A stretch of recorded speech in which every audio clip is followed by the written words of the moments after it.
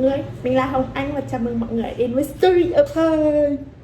Trong video của tuần này thì mình sẽ vlog lại tất cả những thứ mình đã làm trong một tuần để duy trì sức khỏe, duy trì một cơ thể khỏe mạnh dẻo dai. Bên cạnh đó thì mình cũng sẽ review vài kênh YouTube mà mình rất là thích, mình hay tìm đến để tập nhất. Cái mục tiêu tập của mình ấy không phải là để to cơ đầy đặn, mà mình thích dáng người Hàn Quốc hơn. Tức là kiểu rong ròng nó gầy ấy nhưng nó vẫn khỏe ấy, mọi người. Mình rất là thích chân bé giống các chị Blackpink, giống các chị Hàn Quốc. Nhưng tất nhiên là chân mình không thể bé được thế rồi, mình chỉ có thể làm nó bớt mỡ đi thôi, nó fit nhất có thể, là nó sát với cái xương của mình. Nhưng mà ý là vậy, mình sẽ không sử dụng tạ, mình sẽ sử dụng chủ yếu là body weight, trọng lượng cơ thể để tập thôi. Còn có một vài trường hợp ngoại lệ, không phải ngoại lệ nhưng mà một vài trường hợp thì mình sẽ sử dụng tạ nhẹ thôi để tập tay.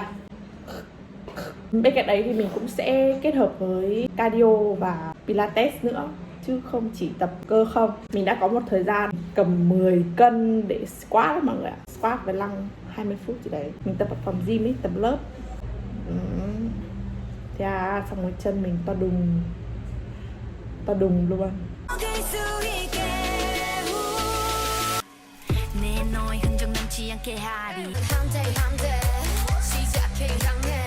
Trông không xấu nhưng mà mình không thoải mái với cái sự to đùng này lắm. Mình muốn gầy, mình muốn chân bé. Sau khi tập 5 năm thì mình cảm thấy yêu cơ thể mình hơn, mình vui vẻ hơn sau mỗi lần tập này. Xong rồi mình cũng nhẹ nhàng, nhưng mà ý là kiểu người mình thấy nhẹ hơn, kiểu di chuyển nó rất là nhanh nhẹn, khỏe hơn á, khỏe thật. Cái đợt mà mình bị Covid ấy, mình vẫn tập mọi người ạ, mình vẫn tập. Mấy cái hôm mà đầu tiên mới bị đau quá thì giãn cơ thứ thôi, mấy hôm sau vẫn tập. Ra khỏi cũng không nhanh, nhưng mà sau đấy thì cũng không bị di chứng gì nhiều. Và trước khi bắt đầu vào phần trick thì mình có 2 cái lưu ý để chuẩn bị cho mọi người trước khi tập hoặc là sống trong cuộc sống này. Đầu tiên là kỹ thuật gồng bụng. Nói chung là mình nghĩ nhiều người sẽ biết đấy, hoặc là nhiều người vẫn làm nhưng không biết nó là gồng bụng ấy. Tất cả mọi việc trong cuộc sống thì mọi người đều nên gồng bụng, tại vì nó sẽ bảo vệ lưng này, và nó sẽ giữ cho cái thân trên của mình chắc chắn, giữ thăng bằng tốt hơn. Cách gồng bụng là như thế nào? Đây, mọi người sẽ hít vào bằng mũi nhé, sau đó là nuốt xuống. Ấn tượng vào bụng mà xem, nó sẽ rất là cứng.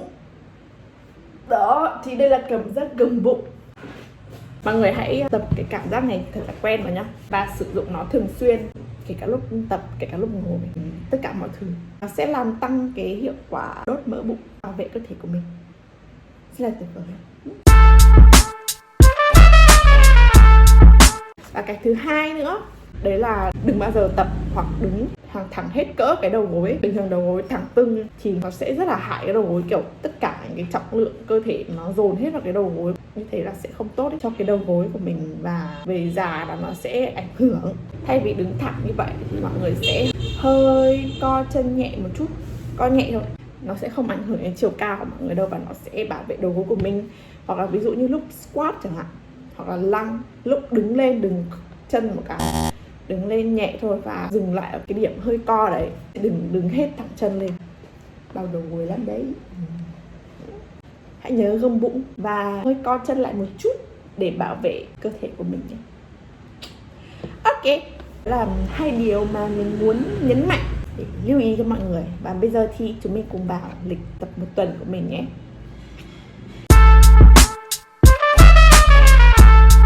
Có một việc mình hay làm trong tuần và mình thấy nó rất là hiệu quả trong cái việc hỗ trợ rồi nhá, hỗ trợ cái việc giảm năng lượng, đấy là làm việc nhà. Nghe thì có vẻ hơi lý thuyết đúng không, kiểu đấy, làm việc nhà thì này. Đấy cũng là một cách hoạt động mọi người, đấy là một cách hoạt động. Và mình nghĩ rằng là nếu như mọi người chăm làm việc nhà hơn thì nó cũng là một cách giảm năng lượng này. kiểu ví dụ sau một ngày đi làm về chẳng hạn, rất là mệt mỏi, mình không muốn tập lắm, mà ở chỗ làm mình đã ngồi quá nhiều rồi, thì về lau nhà, dọn nhà cũng là một cách xả năng lượng vào. Mình thấy cái việc này nó khá là quan trọng, tại vì nó sẽ tạo cho mình một cái thói quen tốt ý. Dọn dẹp thì tốt mà đúng không? Nhưng mà nó sẽ tạo cho mình cái thói quen hoạt động, thói quen vận động. Mình cứ làm nhiều xong mình sẽ thấy khỏe hơn, chắc chắn khỏe hơn. Vừa khỏe hơn về cơ thể, rồi tinh thần, rồi da mặt. Cơ thể là da mặt rồi, nhưng da mặt là một cái rất quan trọng. Mặc dù nó không giảm được nhiều mỡ như tập được, đối với mình nó là một cái tiền đề không, một cái nói chung là hỗ trợ cho cái việc tập của mình. Một tuần mình sẽ có những việc như là giặt quần áo này, lau nhà này, cọ nhà vệ sinh. Ví dụ cái việc cọ vệ sinh này, dùng rất nhiều vào tay, xong đổi tay đó. Và mình sẽ trải đều công việc một tuần để không phải làm quá nhiều, và mọi người biết đấy, ngày nào cũng làm một chút. Và tiếp theo chúng mình hãy cùng khám phá lịch tập của mình nhé. Một tuần mình sẽ gồm có một buổi thân trên, thân dưới, 2 buổi cardio, 2 buổi pilates và một buổi core.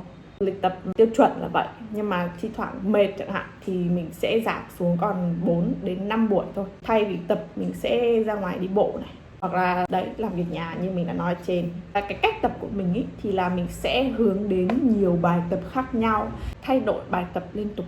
Có thể là cùng cardio nhưng mà hôm nay mình tập bài A thì ngày mai mình tập bài B chẳng hạn. Mình sẽ chọn những cái bài mà động tác nó khác nhau ấy.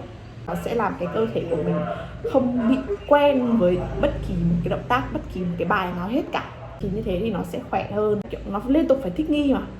Chu trình quay một vòng bài của mình sẽ là khoảng 4 đến 5 tuần. Nhưng mà cũng ít lắm, kiểu bài nào thích lắm thì mới như thế thôi, chứ còn không thì mình cứ tập rồi mình đổi tập, xong lại đổi liên tục. Bắt đầu vào ngày đầu tiên thôi.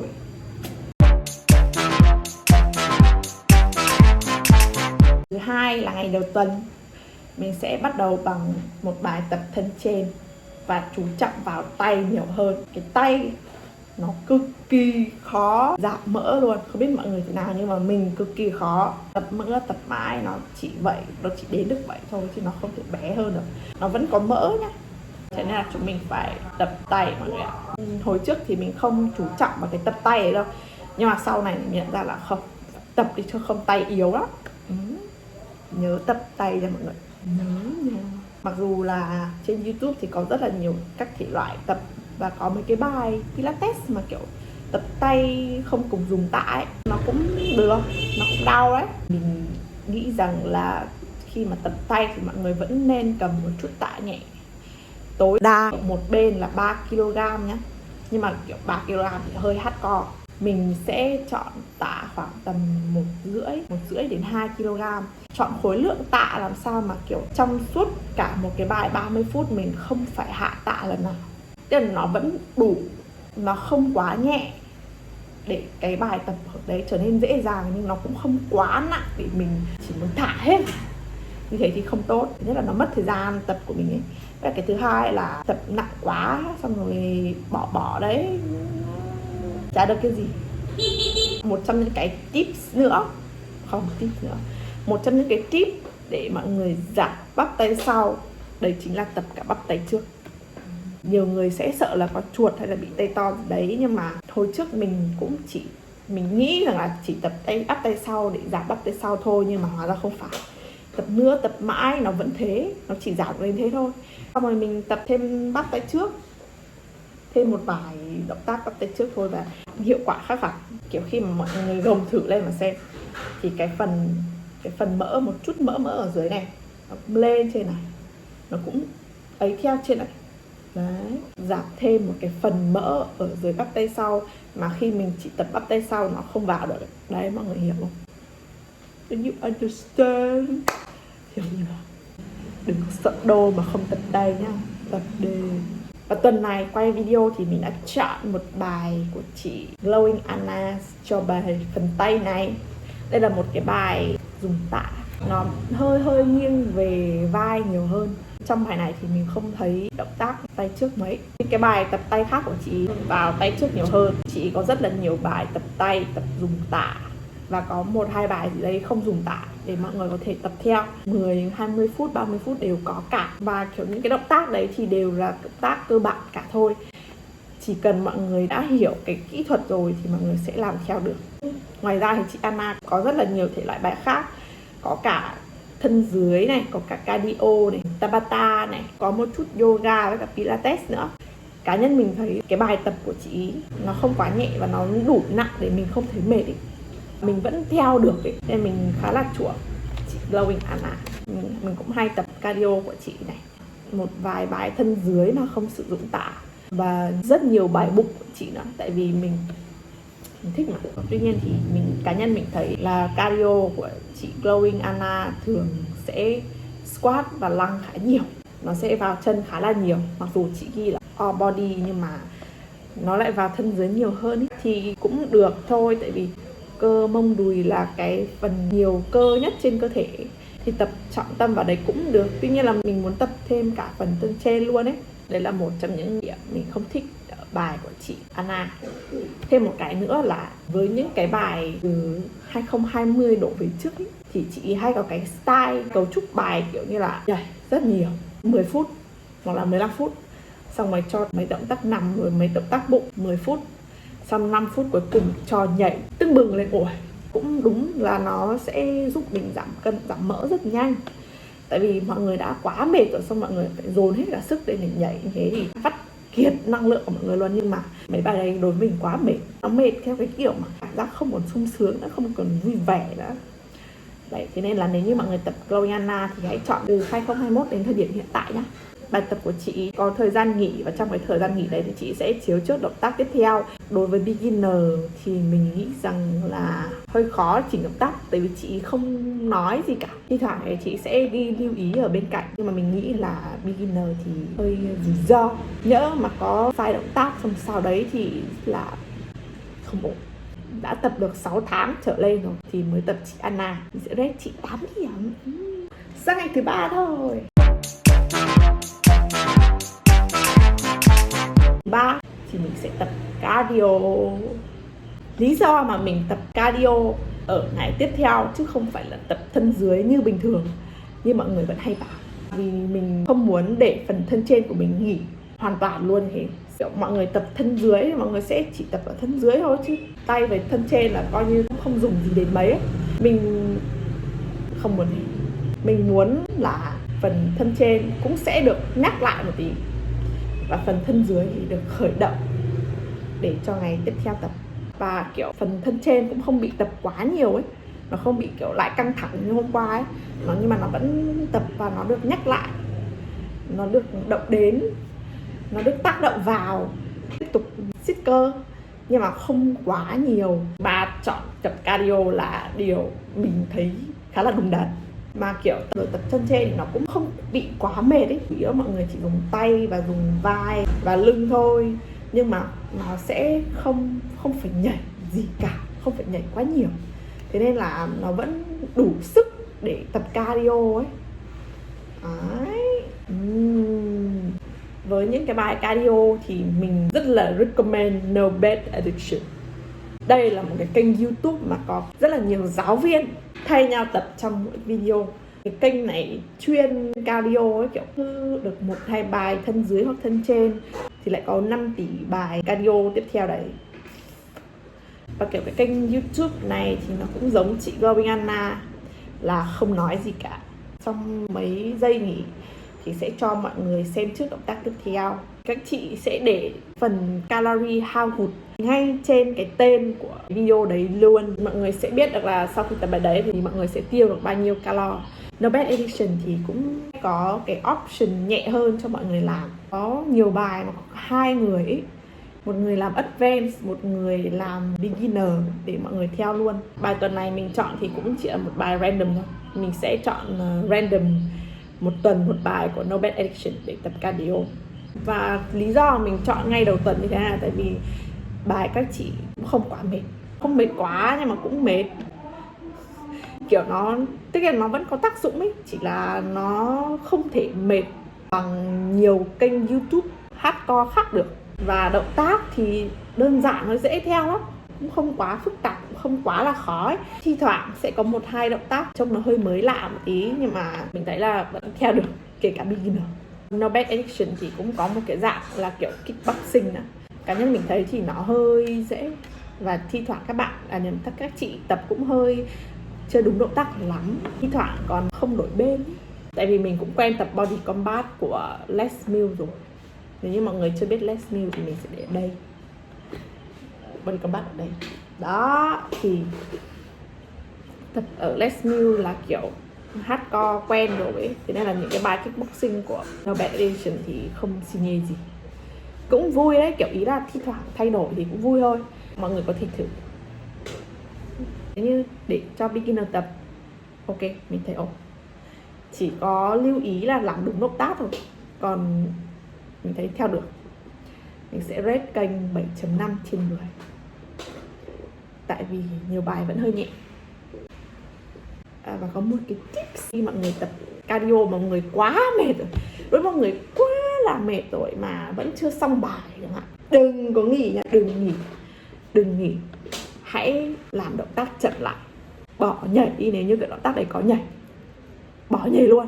Ví dụ động tác đấy là đang nhảy jumping jack chẳng hạn, thì mọi người bước từng chân một ra, xong lại bước về, bước ra, xong bước về, bước chân ra, bước chân về, bước chân ra, trước chân. Đấy, mọi người hiểu không? Mình sẽ làm nó nhẹ lại, chứ đừng nghỉ nhá. Đừng nghỉ luôn thì nó không được ấy lắm. Vẫn tiếp tục làm, nhưng làm chậm lại. Nó không tác động quá nhiều như mình nhảy, nhưng mà nó vẫn tác động đủ để tiếp tục siết cơ và giúp mình gầy hơn. Ok, và chúng mình sẽ chuyển sang ngày thứ tư.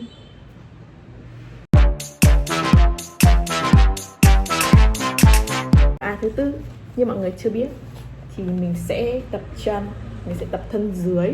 Đối với phần thân dưới thì mình sẽ hoàn toàn không dùng tạ luôn. Mình sẽ tập trung vào các nhóm cơ đùi. Và với mông thì mình cũng không tập để cho nó to lên đâu. Tại vì vốn cái mục tiêu của mình là trông gầy và khỏe, đúng không? Chủ yếu là cơ khỏe lên, không bị to ra, cơ nó không phình ra, cơ nó không bẹo.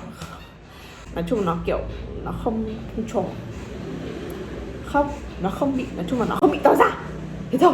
Mình sẽ tập đủ khỏe để nó nâng cái mông mình lên thôi, nó không bị chảy xệ, nó không bị phẳng quẹt như này, nó nâng hết lên, nó ra cái hình cái mông. Thế thôi, chứ mình sẽ không tập nó to lên, mọi người hiểu chưa? Mình sẽ nhấn mạnh lại là mình không tập to mông. Mông to lên thì cũng đi kèm với cái đùi to lên, không ít thì nhiều nó vẫn sẽ to lên. Mình đã bị một lần như mình đã kể rồi đấy, nó to lên rất là nhiều. Trông không ổn, trông bất ổn. Đối với những cái động tác squat hay là lăng thì mình cũng sẽ hạn chế tập trong cái buổi ngày hôm nay. Vẫn tập, vẫn có 1-2 động tác gì đấy được. Nhưng nếu như mà kiểu nguyên cả 30 phút mà chỉ lăng với squat rồi biến thể của chúng nó thôi thì mình sẽ không tập. Tại vì những cái động tác này là những cái động tác rất là cơ bản và mọi người rất dễ gặp trong bài cardio khác. Người ta sẽ cho quăng lát, squat lăng rất là nhiều. Thay vào đấy thì mình sẽ bổ sung thêm những cái bài đùi trong, inner thigh hoặc là bắp chân. Đây là những cái nhóm cơ mà mọi người ít tập trung đến ấy. Bình thường mọi người thấy chân khỏe rồi chạy nhảy các thứ bình thường không mệt, tưởng là chân mình khỏe đúng không? Đến khi mà tập đùi xong ấy, đau dã man luôn, mà kiểu nó đau cơ luôn, mà nó đau rất là đau luôn ấy. Đấy, đây chứng tỏ một việc là cái đùi châm của mình rất ít hoạt động. Ở này thì mình chọn một bài chân classic rất là kinh điển của chị Blue Gillette luôn. Nói chung là cái chị Blue Gillette này thì kiểu không có gì để bàn rồi, quá là nổi rồi. 5 triệu subscriber trên YouTube là kiểu không còn gì để bàn rồi. Cái bài chân này của chị ý thì siêu tuyệt vời, mình rất là thích cái bài này. Nó là tập cho phần inner thigh, đùi trong. Vì mình quá thích bài này và bài này quá đỉnh, thế nên là thi thoảng mình vẫn tập. Đấy, như mình nói đấy, 4 đến 5 tuần. Mọi người thử tập bài này đi nhé. Nếu như mọi người chưa tập thì hãy thử tập bài này. Đấy, xem mọi người có đau không? Rất đau luôn, rất đau. Và ngoài ra những cái bài tập khác của chị thì cũng khá là hay. Mấy cái bài Pilates về tay này, về bụng này. Chị cũng có một vài bài Pilates mà kết hợp với cả tã. Chị nói rất là nhiều và chị chỉnh động tác cho mọi người được. Và kiểu động tác nó cũng không khó ấy. Thế nên là mình nghĩ là beginner hoàn toàn có thể tập được. Mình sẽ rate cho chị 9/10. Tại vì chị đã không còn đăng kênh YouTube nữa rồi. Chị đang tập trung cho cái app của chị.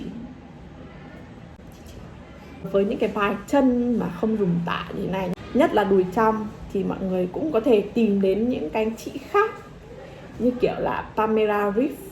Chị có 2 bài inner thigh cực kỳ mệt mà chỉ có 10 đến 15 phút thôi. Hoặc là chị Alemsi có một đống bài kiểu bikini leg, rồi model leg, rồi tone leg các kiểu. Ui, mọi người cứ tìm thoải mái, mọi người tập đi. Một buổi tập 15 phút squat lăng chẳng hạn, và sau đấy là 15 phút tập đùi trong. Hiệu quả thứ sẽ rất là xinh đẹp. Đâu ra đấy, sẽ không bị quá to đâu. Tìm mình đi. Sang thứ 5 thôi. Đợi tí uống nước ạ. Sang thứ 5 thôi. Bài tập của thứ 5 đó chính là Pilates. Lý do mình chọn Pilates và là một bài toàn thân là vì sau 3 cái ngày vừa rồi mình tập hùng hục như trâu, mình sẽ chọn một bài nhẹ nhàng toàn thân để nó vẫn tiếp tục siết cơ tiếp. Nó siết cả thân trên, nó siết cả thân dưới, và mình vẫn cảm thấy thoải mái, mình không bị mệt khi tập ấy mà. Nó đau cơ và nó mệt khác nhau nhé. Nó vẫn tiếp tục siết cơ cho mình, nhưng mà theo một cách nhẹ nhàng, để mình vẫn giảm cân mà mình vẫn được thư thái. Bên cạnh đấy là nó cũng bổ sung thêm vào cái độ dẻo dai của mình ấy. Và một cái địa chỉ mà mình cực kỳ highly recommend cho mọi người, đó chính là chị Desiree. Mình sẽ để ở đây. Đây. Phải thật là mình cực kỳ thích chị luôn. Cảm thấy rất là may mắn vì mình đã tìm thấy chị ấy trên YouTube ấy. Kênh của chị cái lúc mình biết đến ấy, thì một video chỉ được khoảng hơn 1.000 view, chưa được 100.000 subscriber đâu mọi người ạ. Chị mới được biết đến nhiều hơn đấy. Mình hay có cái tính là đi tập thử mà, và mình tập thử rất là nhiều người, rất là nhiều bài khác nhau, nhưng mà riêng chị ý là mình vẫn luôn quay lại. Bài của chị ý còn kiểu nặng hơn cả chị Move with Nico. Nặng hơn, nói là kiểu mình tập xong mình cảm thấy nó có vào cơ của mình ấy, và nó cái cảm giác đấy nó rõ ràng hơn khi mình tập chị Nico. Cái cách quay của chị, cái view của chị không được đẹp lắm, nó chỉ ở trong cái căn phòng đấy thôi, nhưng mà nhá, động tác của chị thì kiểu siêu đa dạng luôn. Không một cái video nào nó giống nhau hoàn toàn. Tất nhiên là nó khác nhau rồi, nhưng mà kiểu nó luôn có một cái vài cái động tác kiểu điểm nhấn ở trong đấy, và kiểu mình rất là tâm đắc chị luôn ý. Chị sẽ lồng tiếng lại để chỉ động tác cho mọi người và để cổ vũ tinh thần mọi người làm tiếp. 10 điểm luôn, mình sẽ cho 10 điểm luôn. Hình như chị là vũ công ballet thì phải, mình không chắc lắm, mình không biết, nhưng mà thi thoảng có một vài bài vừa Pilates vừa live ballet ấy, mà động tác không bị khó đâu, mọi người vẫn hoàn toàn có thể theo được. Chỉ cái tay mềm hơn chẳng hạn, hoặc là cái chân duỗi. Mấy bạn beginner tập tốt luôn. Nói chung là hãy check đi nhé, hãy check chị đi, vì không phí thời gian của mọi người đâu. Mình nói thật, hãy tin mình đi, tin đi mà. Tập đi nhé.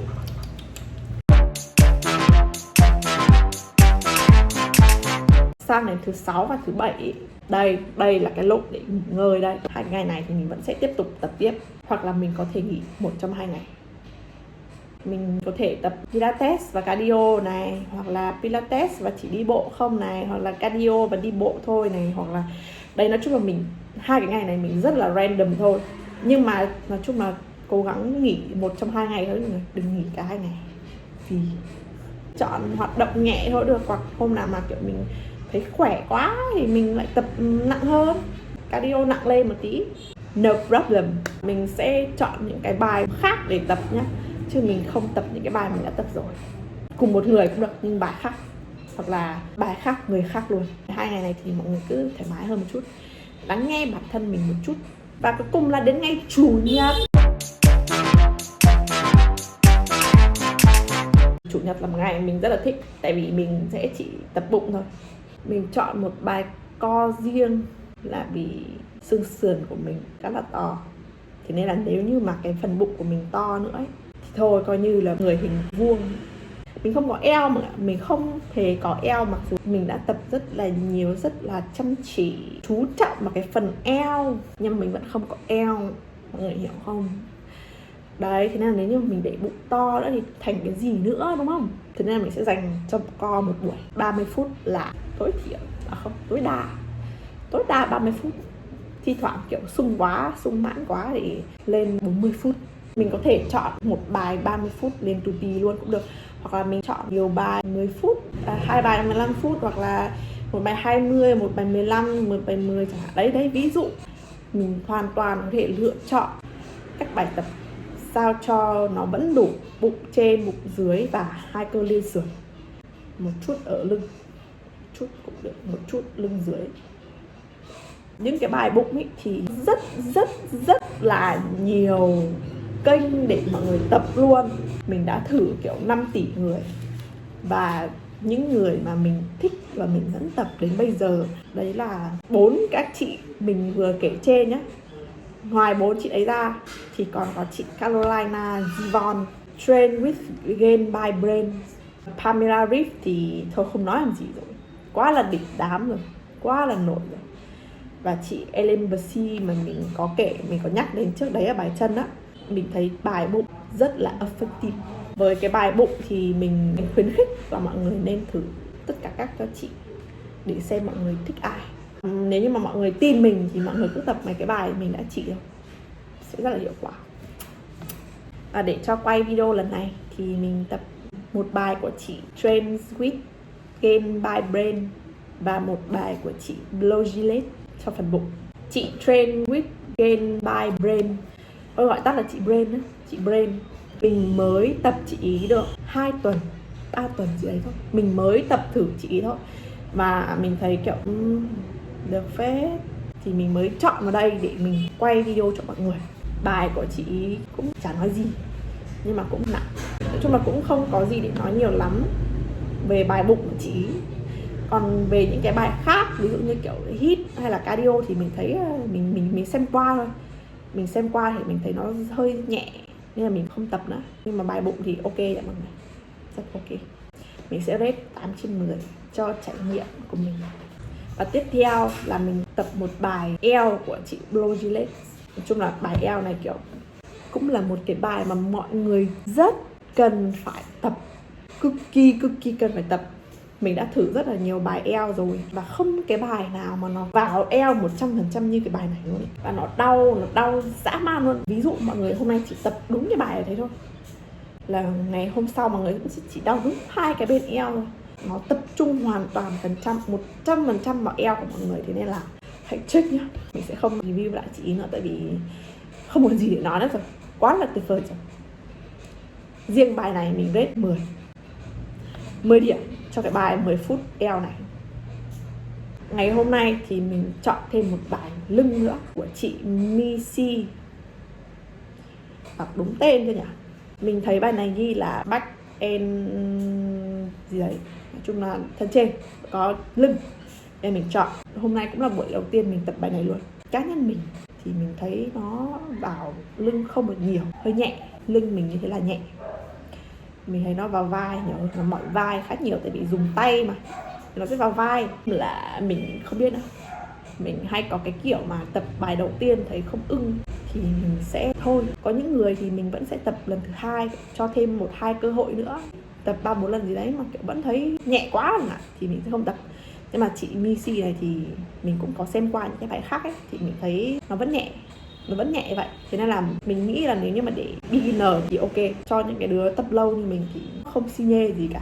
mình sẽ rate cho chị 5/10 và mình sẽ không tập lại chị nữa. Nhưng mà mình vẫn rất là recommend cho các bạn đi beginner, tại vì nó đủ nhẹ nhàng để mọi người làm quen với các động tác ấy. Và vì chủ nhật mình mới chỉ tập phần thân trên thôi, mình mới chỉ tập phần core thôi, chính xác là phần bụng thôi. Thế nên là mình sẽ dành ra một chút thời gian để đi bộ sau bữa ăn nữa. Thế là mọi người, mình vừa mới ăn cơm xong và giờ thì mình sẽ đi dạo xung quanh khu nhà của mình, ngắm cảnh, ngắm đường phố các thứ các kiểu, mặc dù hơi bụi và hơi nóng. Thường trong một tuần sẽ cố gắng dành ra một buổi để đi dạo, tại vì trời mùa hè thì nóng lắm. Thế nên là mình sẽ vào siêu thị đi cho đỡ mát và vui nữa, tại vì có rất nhiều đồ ăn trong đấy nên là xem rất là thích mắt. Ok, đến nơi rồi vào thôi. Mình sẽ đi một vòng ở tầng 1. Sau đấy là mình sẽ đi lên tầng 2 và làm một vòng nữa ở đây. Bắt đầu từ quầy bánh, xong đến quầy trà, xong đến quầy bim bim và kẹo. Mình cứ đi ngắm vậy thôi, đi quanh quanh vậy. Đây là niềm vui của mình. Đi vào siêu thị vừa để có chỗ đi bộ cho mát, vừa để update, mở rộng hiểu biết về những món đồ ăn đang có trên thị trường Việt Nam hiện nay. Và đó là kết thúc chuyến đi dạo chơi siêu thị của chúng ta. Rồi thì mình sẽ chọn một con đường kiểu dài hơn một chút để đi về nhà, thay vì đi con đường ngắn hơn. Mình đã bắt đầu đi bộ từ cái đợt giãn cách, đi bộ sang nhà bán cơm, đi bộ về nhà, và đi con đường dài hơn sang cả phố bên cạnh để đi bộ ấy. Giờ nóng quá, không muốn đi quá xa nên mình sẽ đi xung quanh nhà thôi và vào cả siêu thị này. Mình đi bộ thì mình vẫn tiếp tục hoạt động thêm một tí, vừa kiểu dễ chịu thoải mái, vừa tập một chút cho phần chân. Trên đây là cái lịch tập của mình. Ngoài những cái chị trên ra thì mình còn biết rất là nhiều chị khác, như kiểu Lily Sabri này, Chloe Ting này,